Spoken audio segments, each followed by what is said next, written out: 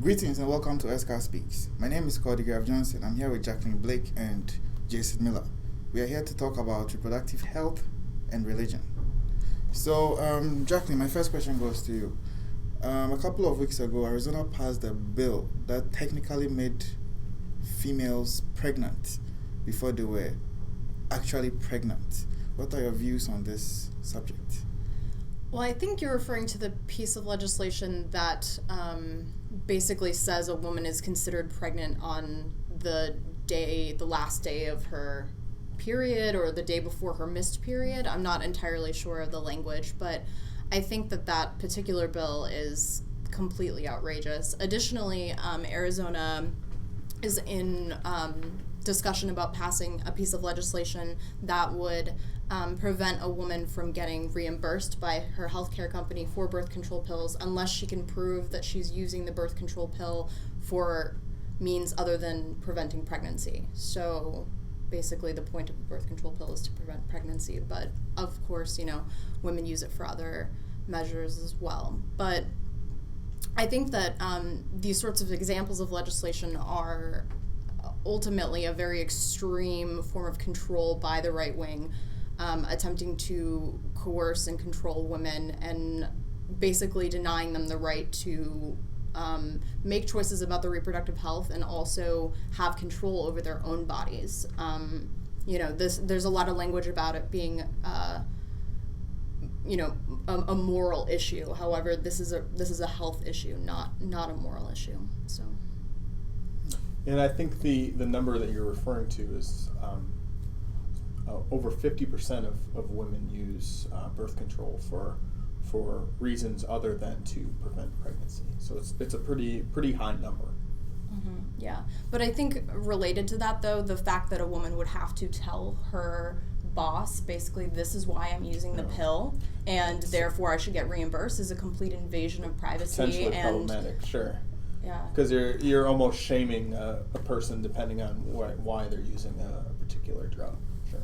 There seems to be this debate between conservative politicians and liberals over who should actually pay for contraception. Because if you have a health coverage, I believe contraception should be a part of it, right? Well, and a lot of employee health plans do cover contraception, but there are certain religious institutions and other organizations affiliated with religious institutions who for whatever reason don't want to pay for birth control, and there's exceptions now in 28 states that allow for the insurance company to find a way to provide for birth control while dealing directly with the employee and essentially going around the employer. And that's where the heart of where a lot of this debate is with the HHS mandate, is that they're trying to expand a version of this, what they call the Hawaii exemption, nationwide. And it seems like certain politicians and even certain religious groups are trying to move the goalposts in terms of providing for birth control. So, Jacqueline, currently women's rights have been framed only around abortion, but I'm sure it encompasses a little bit more than that. Could you elaborate on this for us? Sure. Of course, reproductive health, the ability to choose whether or not to have a baby is an integral part of what reproductive health is, but reproductive health is much, much more broad now because of the presence of contraception and the ability to choose if and when to have a child. The importance of contraception is not only for a woman's health, but also so that she can participate as she wants to in society, whether that's going to school, whether that's getting a job, and not having to worry about an unwanted pregnancy that would prevent her from doing the things she really wants to do. Of course, it has, reproductive health also relates to preventative measures as well. and mammograms and things of that nature. But I think it's you can look at it almost as part of a woman's lifestyle, that for her to be able to participate on her terms and control whether or not she has a baby is to have that is because we have contraception, and to not take advantage of that is denying a woman the ability to live a free and healthy life. Okay. At the same time, we have state governments coming up with bills to sort of control the lives of females. This is how you should go about it. You shouldn't have contraception. Where is this argument coming from? And why is it even an argument? Shouldn't females all over the world just rise up and say, no, we should be in charge of reproductive health? I mean that'd be great if we could build a strategic and viable women's movement all over the world. I think though that the way that it's framed goes back to religious or moral thinking that the purpose of sex is for procreation. However, I think many folks agree that human beings are sexual beings, and that part of living a healthy lifestyle is also exploring one's sexuality. And when sex is framed as only being there for procreation, then that's when these sorts of bills can make way.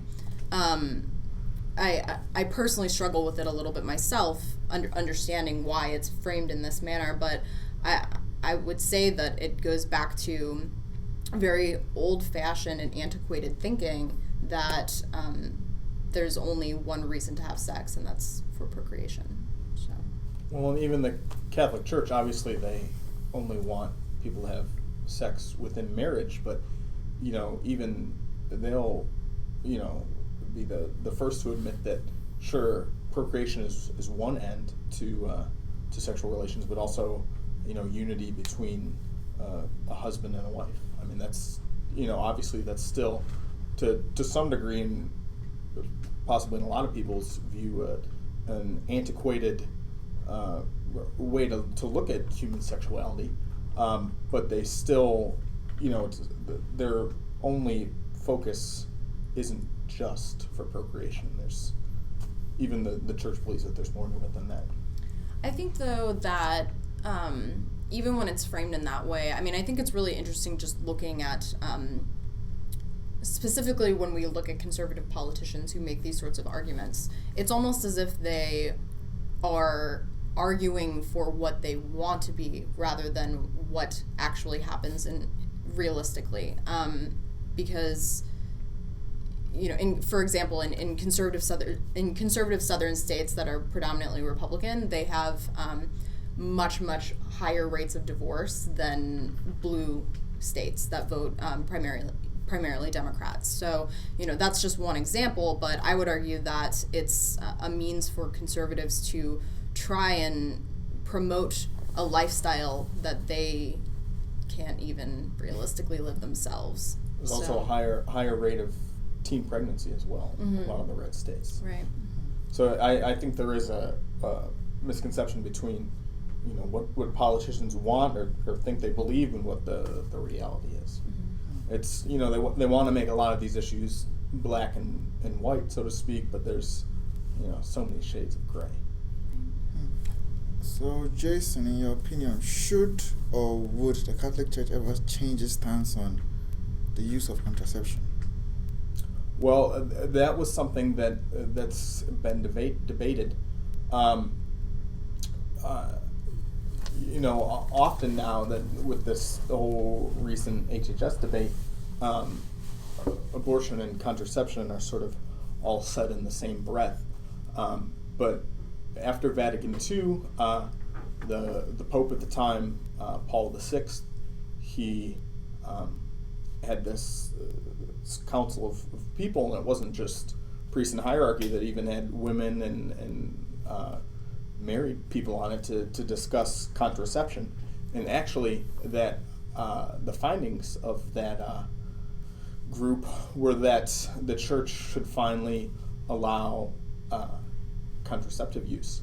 And this was right after Vatican II, where suddenly all these reforms were being made, and like what time period? This was the late '60s. I think this papal encyclical, Humani Vitae, relating to contraception, came out in 1968.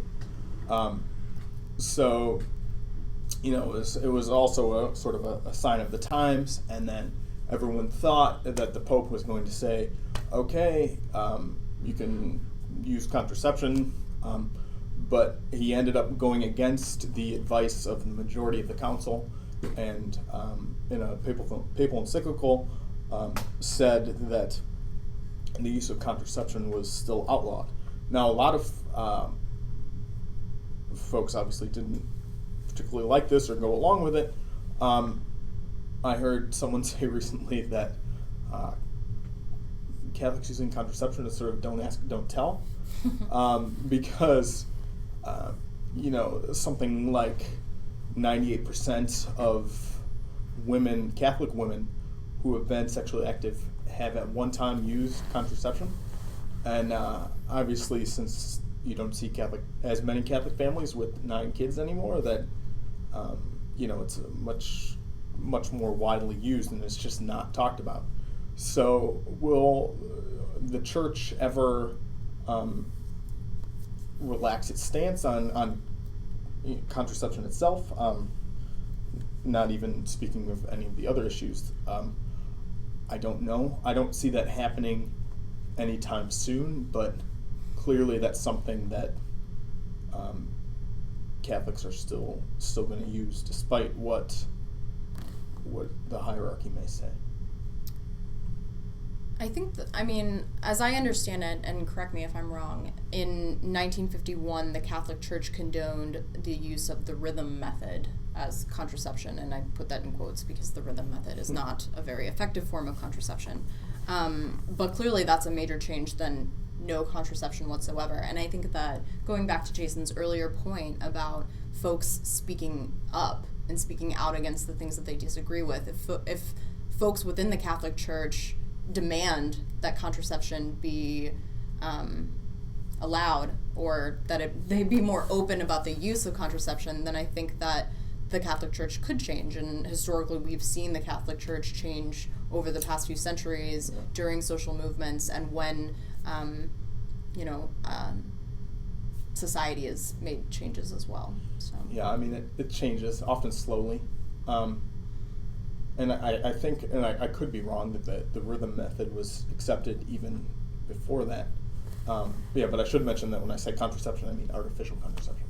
The church has always talked about, you can use the rhythm method, and depending on who you ask, I guess there's multiple versions, and they claim that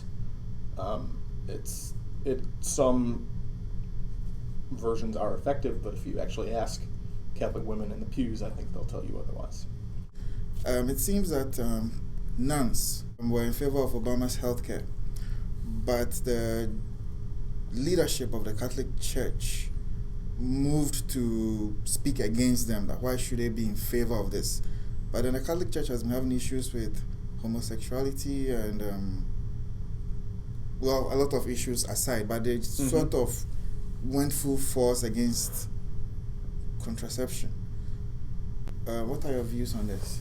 Well, that's a lot of issues all at once. But I think the first place to start is that the United States Conference of Catholic Bishops were the only bishops' conference in the world to go against universal health care.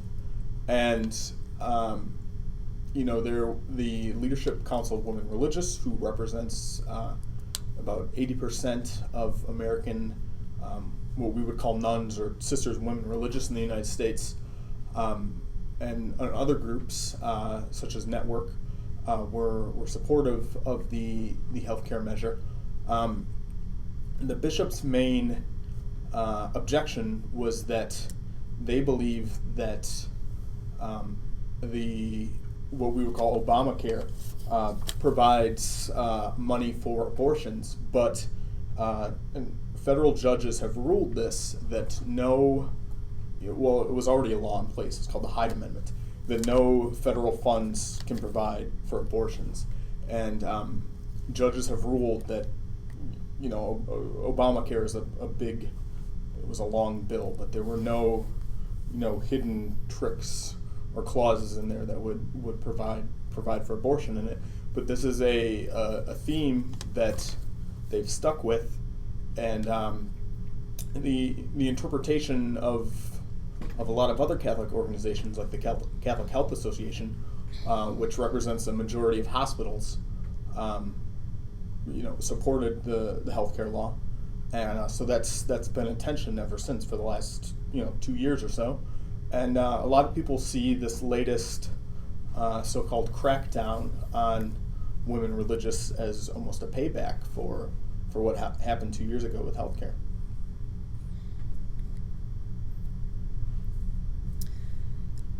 Honestly, this issue is it's very confusing to me. So I'm not sure I want to comment on it at length because I still feel like I have a lot to learn. But as I understand it, and I'm not sure if this is even relevant, but as I understand it, the number of nuns in the Catholic Church is decreasing dramatically over the past few decades, and it confuses me as to why a group would want to alienate a very important part of the Catholic Church. So it's interesting to me.